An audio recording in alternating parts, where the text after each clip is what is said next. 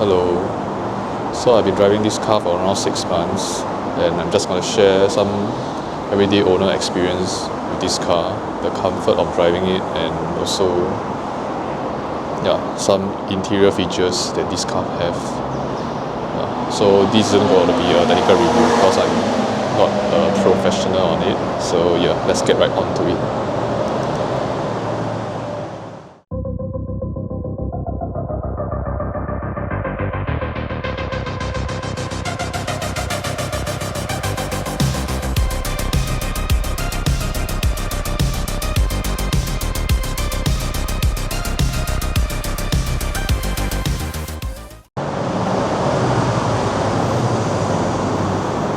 Just showing you some exterior shot of the car.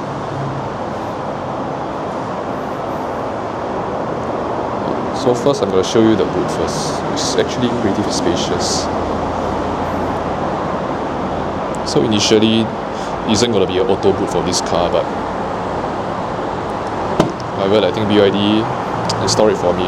So it's quite spacious. So only complaint I have is this part here, which in some cases when you have bigger stuff it might block the closing of the boot. But other than that, quite satisfied with the space. So they also installed this button for me, so it's much easier to close the boot from here. Okay, let's move on to the back seats. So the feel for the door is pretty heavy. It can open quite wide.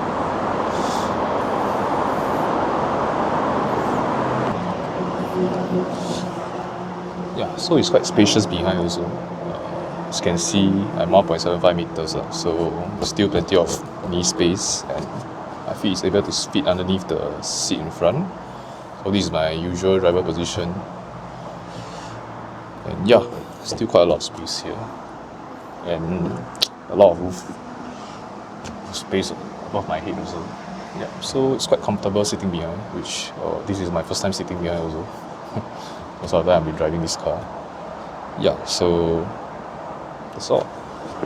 So one minor issues is the aircon behind is not very cold, and there's no way I can control it from the front. And there's some feedback from my passengers sitting behind saying that aircon wasn't that cold. So maybe it's just maybe I just need to turn the aircon higher from the front. Currently sitting at the passenger seat. As you can see, it's also quite spacious, and there's also light underneath the feet. I also want to go through the buttons in the middle. So located in the middle, there's also these few buttons. So this is the driving mode you can set for your vehicle.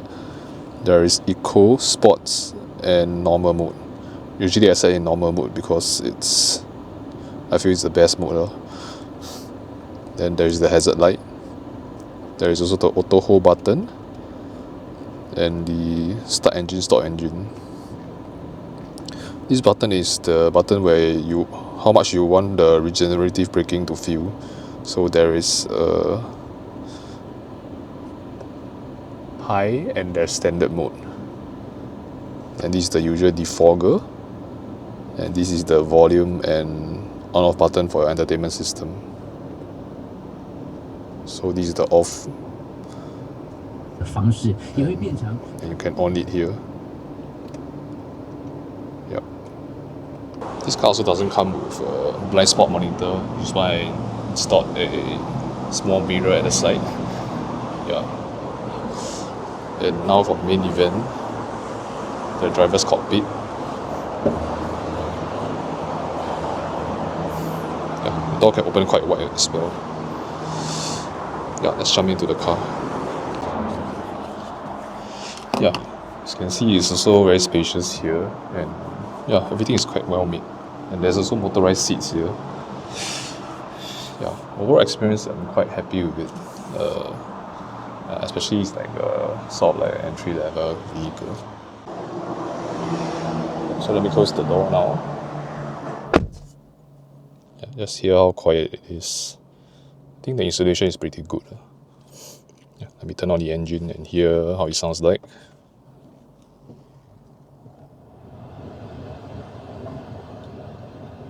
Yeah, so I've been driving a petrol car previously, so yeah, this is pretty much super quiet compared to my petrol car. Yeah, so all the usual buttons are here. So this one shows you what you want to show in the dashboard. And then this is the 360 camera. And this is the ICC control or ACC cruise control. And these two buttons is how far you want to keep from the distance. How far of a distance you want to keep from the car in front. Yeah, and this is the speed you can set for the cruise control. And this is the media setting, the next or previous song button, and this is the volume button. This mic you can choose to talk to the car lah. Some AI features here. This is to pick up the phone, and this is to also change the dashboard lah. There's some setting you can choose here. Yeah, so the driver stock is here. It's like a Mercedes style. It's quite good also.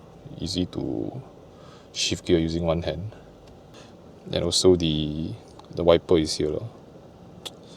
The thing I want to say about the wiper sometimes is too sensitive or not sensitive sometimes. So sometimes when it rains, it doesn't start the wiper auto. And also when I'm driving without rain, sometimes it just auto start the wiper. So sometimes I need to turn it off lah. So the usual buttons here also control the mirror lah. I think same for all basic cars. So the lock and unlock button and all the windows controls are here. Yeah, you also can switch the camera view from the touchscreen. And there's also a 3D mode here. You can play your car around, spin your car around using the camera. Yeah, it's quite a niche feature for this vehicle. Yeah, and the camera is quite clear actually. I can see most of the stuff hidden. Yeah, overall, it's a very good feature to have lah. So you can set all the shortcuts below just by holding it. Yeah, so you can manually choose your home screen and put all the shortcuts you need. So usually it's just the aircon, the light, and also the ventilated seats, which I think is one of the best inventions in car. Although I know it's been quite a while this technology, but it's really good for the weather in Singapore. So shook. Yeah, so as for the sound system, it isn't something that impressed me. Maybe due to the lack of a subwoofer. Yeah, but for the price, I think it's pretty much okay already lah. Yeah, I can let you hear some music lah.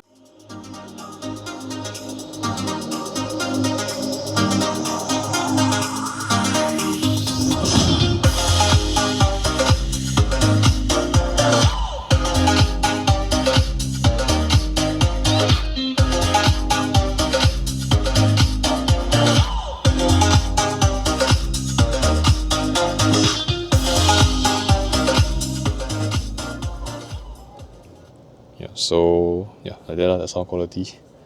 Yeah, one thing also to share is the ambient light. So you can set all the ambient lights you want. You can set it to follow the rhythm of the music, but it doesn't. So not sure what's the issue here. Maybe I'm using the Spotify on my Apple CarPlay.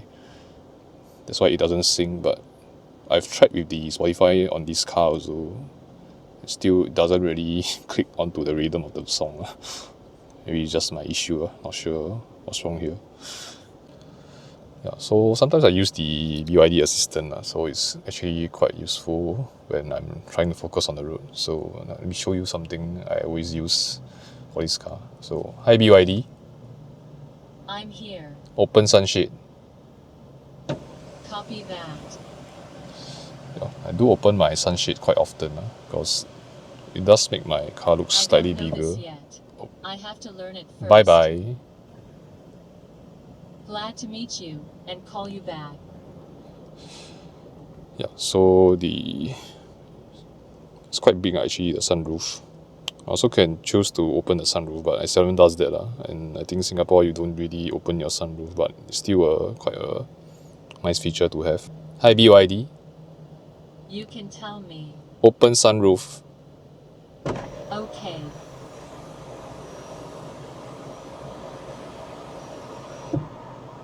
Yep, so it only opens halfway lah. You can see the sound coming in really.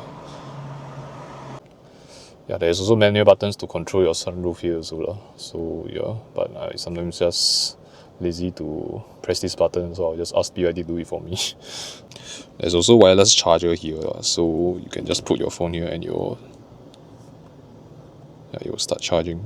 So I always use this aircon to blow the phone because after charging it will get very hot lah. So the phone will stop charging. So it's good to blow one of the aircon here lah.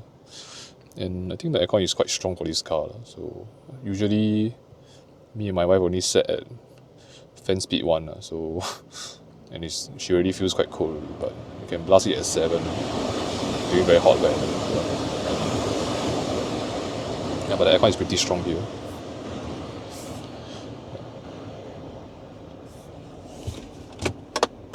So the cubby space is sufficient.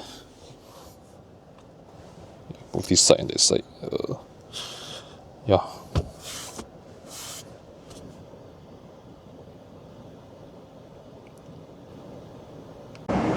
Yeah. So the opening of the front is located here. So you pull this tab twice. Yeah. You go to the front.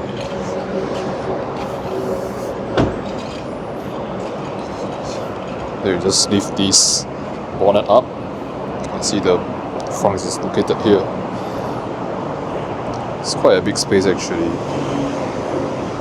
Though I haven't found any good use for it. Maybe to put my durians next time. On the side here is the place where you put in your wiper fluid. Yeah. I guess that's the only thing you need to maintain for this vehicle.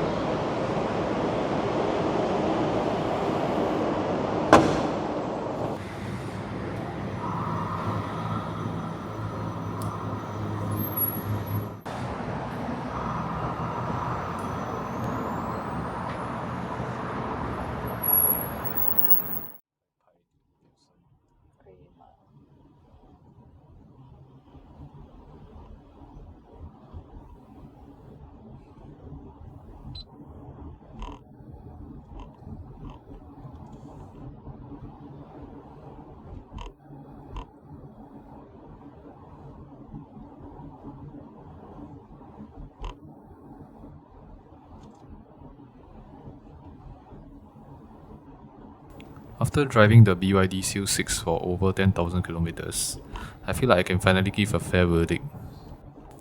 The battery capacity is 56.6 kilowatt hour, and with my daily commute of around 80 kilometers, I usually charge it about twice a week.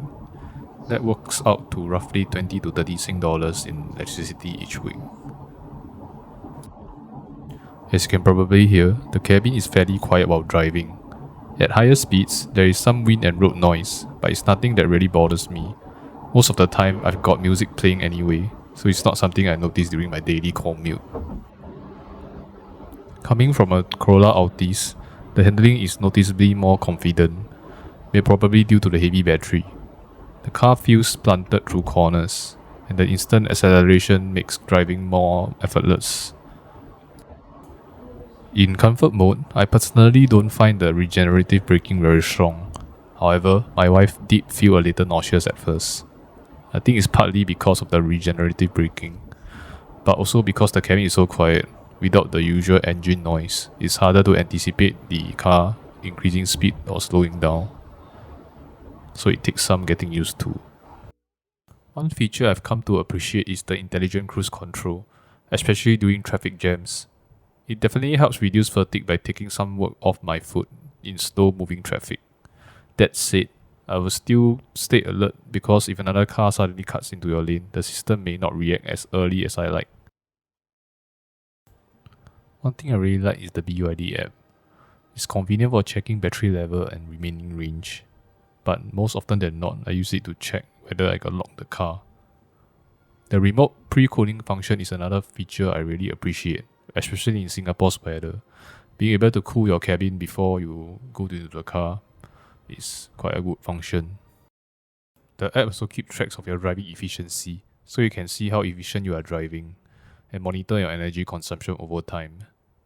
It's quite good if you're curious how your driving style affects the car range.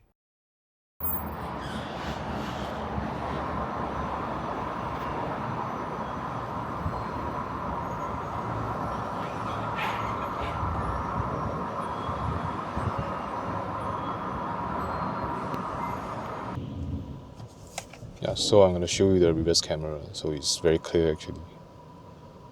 Yeah, you can perfectly park your car inside the box with this camera. Sensors are also quite accurate, so I can just park very close to the wall beside me.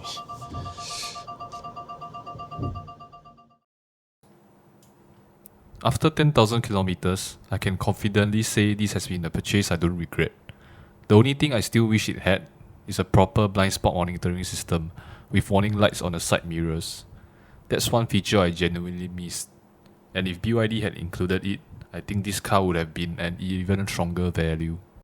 Other than that, it's honestly packed with features. You get plenty of useful functions, both USB-A and USB-C ports, and an interior that's surprisingly spacious. The cabin space honestly feels comparable to cars in the segment above, which makes it comfortable whether you are driving alone or with passengers. Combine that with the low running costs, a car that is easy to drive and manage, this is truly a good buy for me. Overall, it isn't a perfect car, but for the price you are paying, it's hard to complain. If BYD adds blind spot monitoring in the future update or model, I think it would come very close to being a complete package. That's all for the video today. If you do like our video, please like and subscribe to our channel. That's all for now. Goodbye.